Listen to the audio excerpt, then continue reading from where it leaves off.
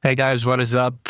Just a quick video on the update on the game. So it's not just you, the EU West is down again for God knows how many times.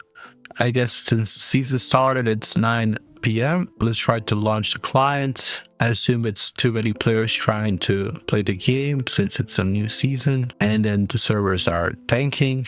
As you can see here on Riot Games, English, and then go to EU West.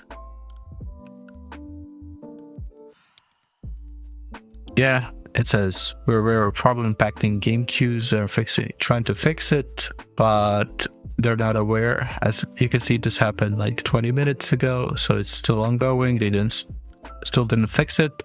As you can see, I launched the Riot client, but if I launch the game,